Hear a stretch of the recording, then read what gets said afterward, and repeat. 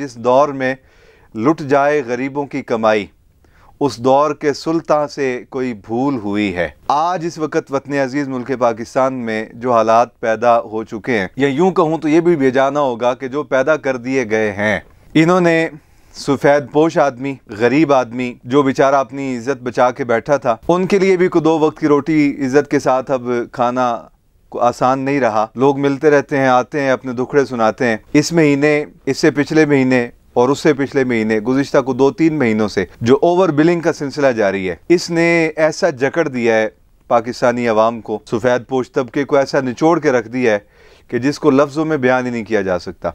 हमारी ये मस्जिद जहाँ हम खिदमत करते हैं, इस मस्जिद का 70,000 बिल आया। अच्छा, वो ऊपर जो उन्होंने कुछ तखमीना वगैरह लगा रखा था, उस पर लिखा था कि आपने जितनी बिजली इस्तेमाल की है उसकी मालियत बनती है 28,600 ऊपर कुछ रुपए। बिल के ऊपर बकिया जो है वो सारे के सारे टैक्सेस डाले गए हैं। किस चीज़ का टैक्स है? ये फ्यूल का टैक्स है, ये जो है वो टीवी टैक्स है, ये जो है वो GST को टैक्स पता नहीं क्या बला है, ये है फलां टैक्स है, फलां टैक्स है, फलां टैक्स है।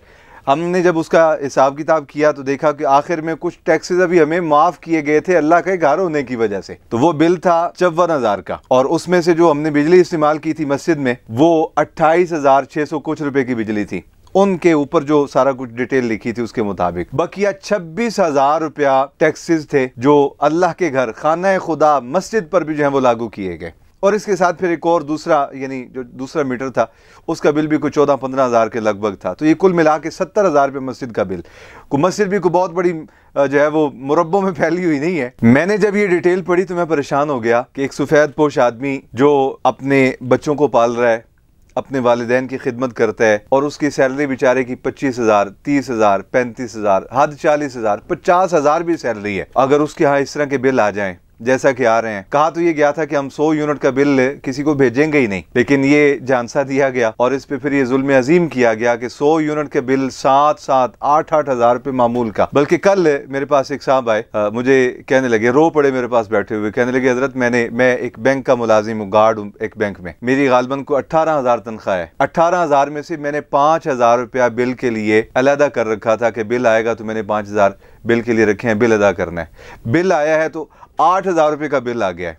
तो मैंने पूछा आपके यहाँ चलता क्या? उन्होंने कहा एक छोटे साइज़ की फ्रिज है वो जो खड़ी होती है, और उसके अलावा एक पंखा चलता है घर में, 2 बल्ब या 3 बल्ब चलते होंगे, सेवर जो हैं, मैं हूँ, मेरी अहली है और एक बेटा है। कपड़े भी जो हैं वो हम अपने हाथों से धोते हैं, इसलिए कि अगर मशीन चलेगी तो उस पर भी बिजली इस्तेमाल होगी। आज हम अभी यहाँ नमाज इशा पढ़ के बैठे थे, एक साहब आए, मुझे कहने लगे 17,000 रुपये मेरी सैलरी है और मुझे बिल आ गया 20,000 रुपये का। मैं उनकी बातें सुन के अफसुर्दा हो गया और तबीयत बोझल हो गई कि ऐसा बंदा जिसकी सैलरी बेचारे की 17,000 है, ऐसा शख्स जिसकी सैलरी बेचारे की 20,000 है, ऐसा बंदा जिसकी सैलरी बेचारे की 25,000 है, उसको अगर 8,000, 10,000, 15,000, 20,000 बिल आ जाएगा, खुदकुशी नहीं करेगा तो और क्या करेगा? किसी की जेब तराशी नहीं करेगा तो और क्या करेगा? वो किसी के साथ धोखा और फ्रॉड नहीं करेगा तो और क्या करेगा? वो अपने बच्चों का गला नहीं काटेगा तो और क्या? इसी वजह से तो ये हालात पैदा हुए।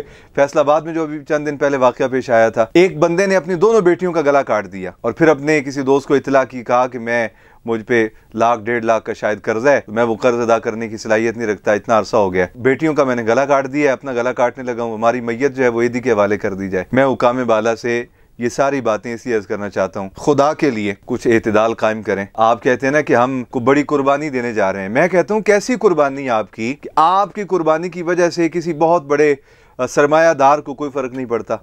आपकी जो मुश्किल फैसले हैं, आप कहते हैं हम मुश्किल फैसले कर रहे हैं, मुश्किल फैसलों की वजह से किसी वडेरे को तो कोई फर्क नहीं पड़ता। आपके मुश्किल फैसलों की वजह से किसी MNA MPA पे तो कोई असर नहीं पड़ता। आपके मुश्किल फैसलों का कमाल तो हम तब माने ना कि आप मुश्किल फैसले करें और उन मुश्किल फैसलों का असर एक MNA MPA वजीर मशीर पर पड़े। आप मुश्किल फैसले करें, उनका असर जो है वो रिटायर अफसरान पर पड़े, ऑन ड्यूटी अफसरान पर पड़े, जिनको 2600 लीटर माना पेट्रोल दिया जाता है, जिनके घरों के बिजली के बिल फ्री हैं, गैस के बिल फ्री हैं, जिनको पूछने वाला कोई नहीं, जिनके 5 कढ़ाई में और सारी भी कढ़ाई में जिनका, वो गरीब तबका कि जो बेचारे 2 वक्त की रोटी मुश्किल से खा रहे हैं, घर किराए का, बिजली का बिल, गैस का बिल, पानी का बिल। पहले पानी का बिल 2 महीने बाद आया करता था, अब हर महीने पानी का बिल आ जाता है। खुदा के लिए आप मुश्किल फैसले जरूर करें, लेकिन उन मुश्किल फैसलों का असर सफ़ेद पोश तबके पर नहीं पड़ना चाहिए। आप मुश्किल फ़ैसले करें, उन मुश्किल फ़ैसलों का असर जो है वो अशराफिया पे डालें, मालदार सरमायादार तबके पे डालें, जिनकी पसली इस काबिल है कि वो ये सारा कुछ सह सकते हैं। सफ़ेद पोश लोग मर जाएंगे।